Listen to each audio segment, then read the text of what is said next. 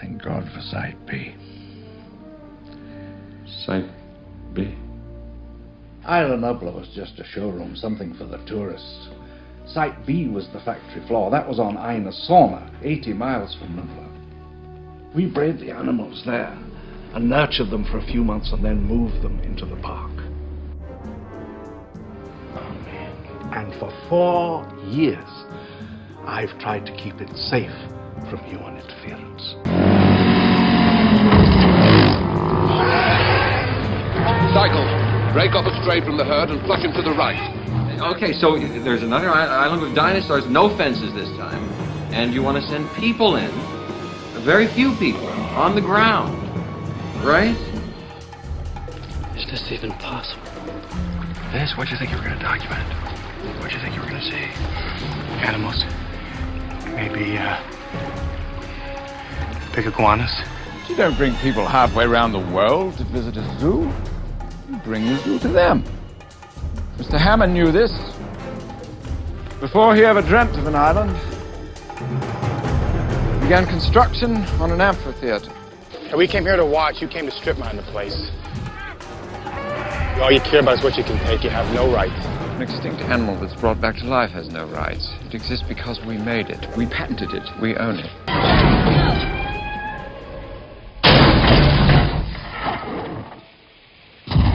Mommy's very angry.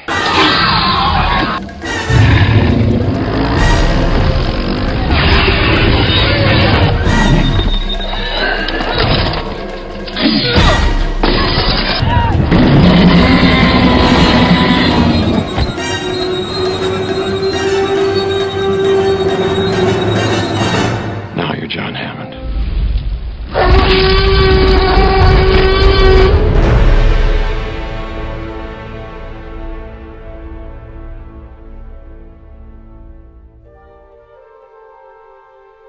The Lost World roared onto our screens the summer of 1997.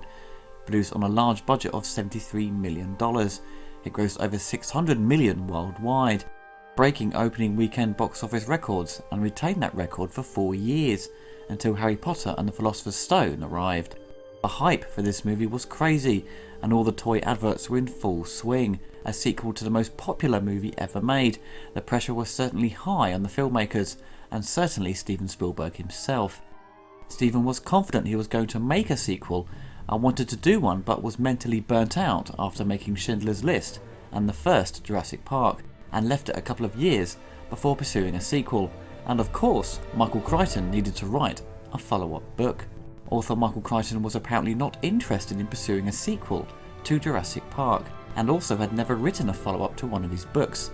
But down to pressure from fans and critics, and obviously getting a generous offer, he reluctantly produced one, and it was published in September of '95. Steven had thought a sequel would focus around the shaving cream canister that was lost in the first flick, but Michael Crichton had his own ideas and theories for the sequel, which Steven decided to follow. The book is set 6 years after the events at Jurassic Park, and Ian Malcolm returns and teams up with paleontologist Richard Levin after learning about Isla Sorna, Site B, the production facility where the park's dinosaurs were hatched and grown before being sent to Jurassic Park. The story focuses around Malcolm and his team planning to steal dinosaur eggs for a company that is InGen's rival.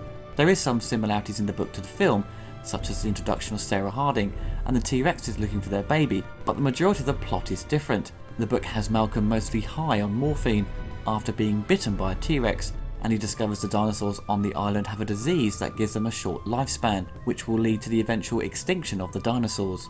For the film story, it begins with a family who take a break from their cruise on the island of Isla Sorna. The daughter wanders off along the beach and encounters a Compy, a small carnivorous dinosaur. Suddenly more appear and attack her, much to the horror of her mother. Ian Malcolm, who published his previous experiences at Jurassic Park, was met with disbelief from the public and had his reputation ruined. However, John Hammond now requires his help, having lost control of InGen to his nephew Peter Ludlow. Hammond summons Ian to his home. He tells Malcolm about Isla Sorna, the second island where the dinosaurs were engineered and nurtured in their infancy, before moving to the main island of Jurassic Park. He explains that after the park was shut down, a hurricane destroyed the containment facilities on Isla Sorna, and the dinosaurs have been living free ever since. Hammond requests that Malcolm join a team on Isla Sorna to document the dinosaurs in their natural habitats, as a way of rallying public support and preventing Ludlow from exploiting the site for pure profit.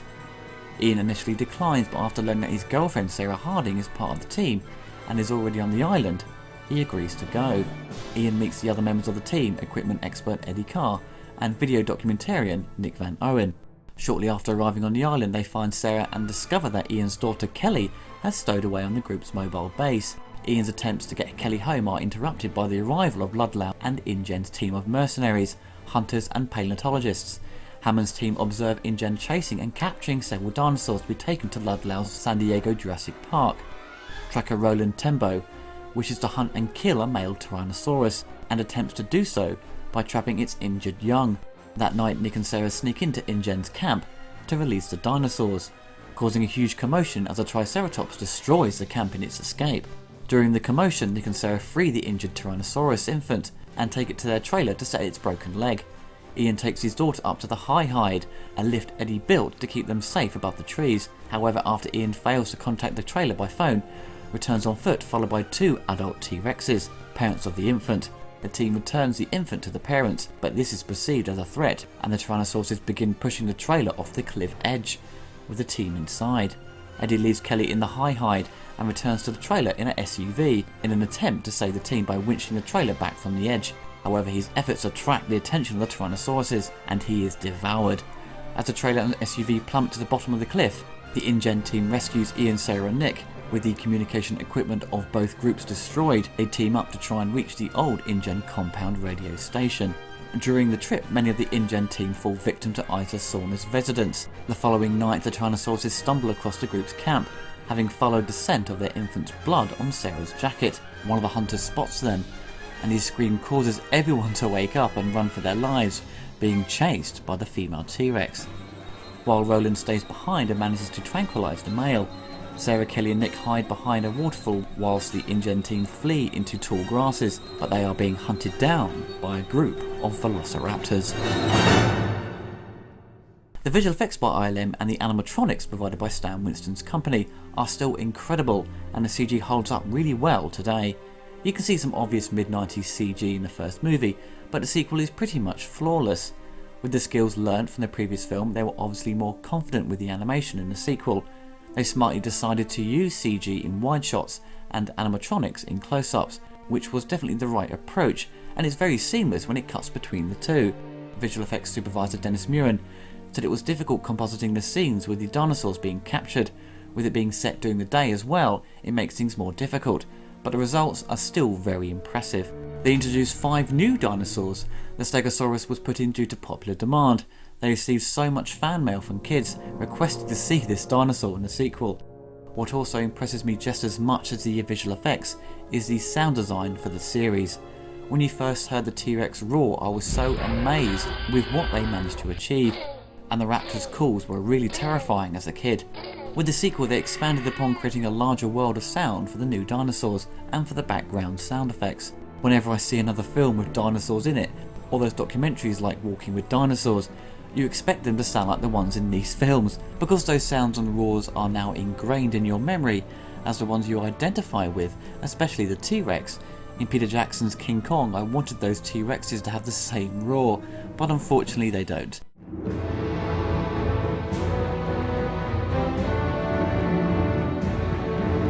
John Williams returns to score The Lost World and provides yet another great soundtrack.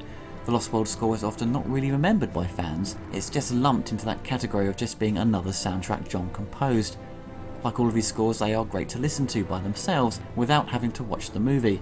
The music is a lot more darker and threatening than his previous efforts. He uses the original themes from the first movie and calls upon them now and again to create some familiarity to its sound. John speeds up the tempo of the main theme of Jurassic Park at the end, which I don't think works as well, and I prefer it at its usual speed. John Williams adds a lot of new action cues for when the raptors attack, and of course the finale with the T-Rex running around the streets. There are elements of King Kong-esque style moments of music with the use of the drums. The soundtrack I believe is on iTunes. I don't believe there is a complete score available, but there are a few special edition CDs available on eBay that were released around the time the film came out, which go for reasonable prices. There were a number of games based on the film, spread across a number of formats. First there was the arcade machine produced by Sega. I love this game despite only playing it a few times at Sega World in London in the late 90s. It's a shame it never got a conversion to the Dreamcast, but there are a number of ways to emulate the Model 3 arcade on your PC or Apple Mac. The programmers who worked on Echo the Dolphin produced a game for the Sega Mega Drive, which by 1997 was very late in the console's life, and probably one of the last official games for the machine. It's always surprising seeing what programmers can achieve from an old console. The graphics in the game look great, and it looks like it borrows the style from the Ocean Software game, based on the first movie. Ocean Software did produce a sequel in 1994. It was an original story and produced before the follow-up book. The story basically has InGen trying to gain control of the island, with Dr. Grant returning. There are conversions also on the Game Boy and Gamecom. The Game Boy version looks dreadful, and probably not worth wasting your time with. Barely anyone bought the Gamecom console. This version has you playing as Sarah in a traditional platformer. Graphically it's far better than the Game Boy version, but it's best to try this via emulation, because the Gamecom itself has the worst picture display of any handheld device. Lost World on the PlayStation and Saturn were the most popular versions available, but the reviews were mixed to negative at the time, generally getting scores like 60%. Most critics complained it had poor controls, frustrating difficulty, and a lack of a save function. It was praised, however, for its sound design. It had a full orchestral score and great sound effects. I think it's just one of those movie licensed games that was always rushed to meet a release date. I had it for the Sega Saturn and I did enjoy bits of it, but I recall trading it in due to the frustrating difficulty. The Lost World has certainly divided audiences. Some people really enjoy the film and others feel it does nothing for them. I'm in the latter group. I never saw this in the cinema when it came out. I recall my friends being less than impressed, so I decided to give it a miss until I saw it on video. The movie's biggest failure is its story and characters. I think it would have been more successful if it stayed closer to the book. I like the idea that there is another island with dinosaurs roaming around with no barriers, but the human characterizations in this film come across as two-dimensional or barely interesting. The problem is that there is too many characters. Jeff Goldblum is a great actor but thrown into an action role which he's not best suited for. When it came out I was disappointed Sam Neill didn't return. I thought, why bring back Jeff? He is no expert on dinosaurs. It felt like a lame attempt just to bring someone back from the original, even though he is in the book, The Lost World.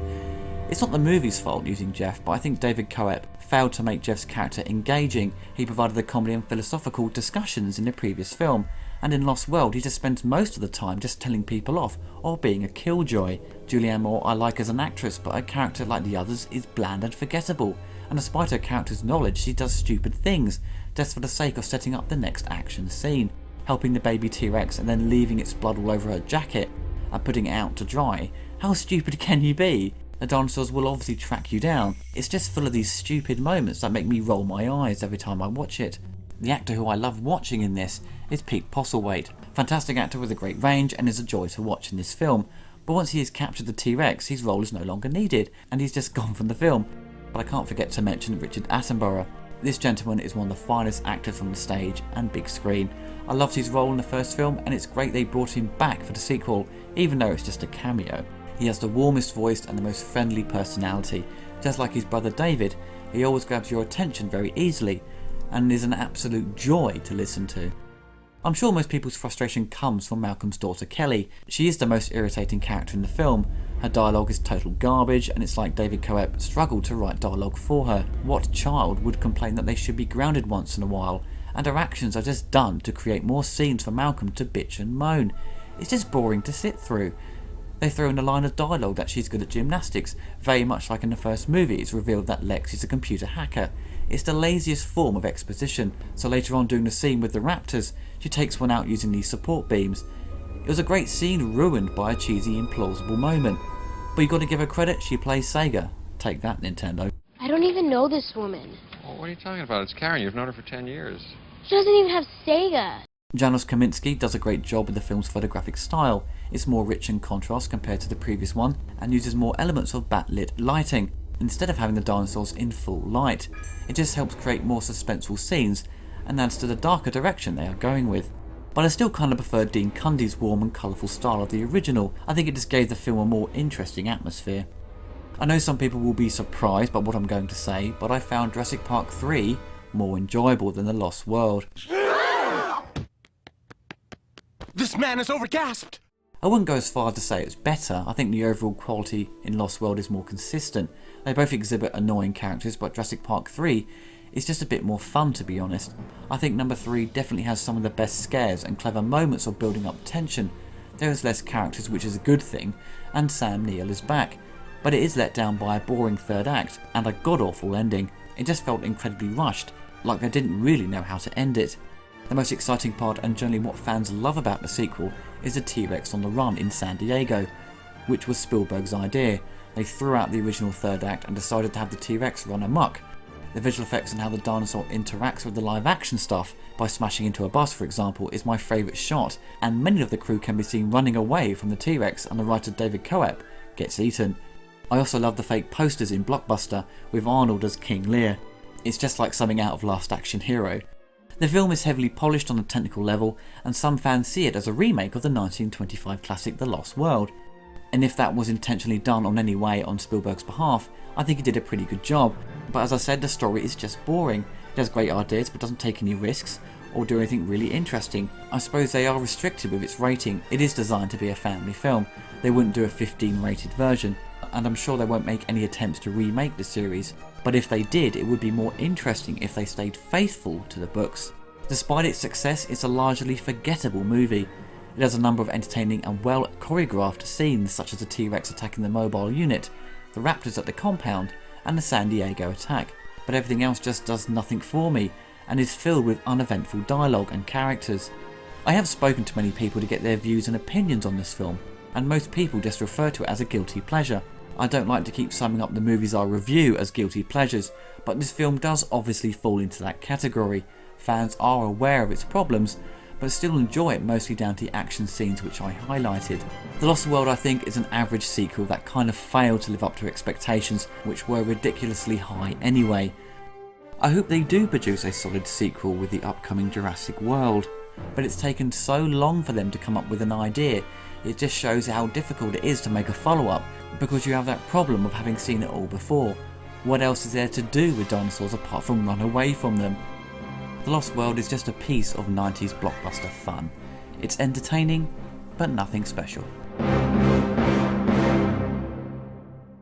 It is absolutely imperative that we work with the Costa Rican Department of Biological Preserves to establish a set of rules for the preservation and isolation of that island. These creatures require our absence to survive, not our help. And if we could only step aside and trust in nature, life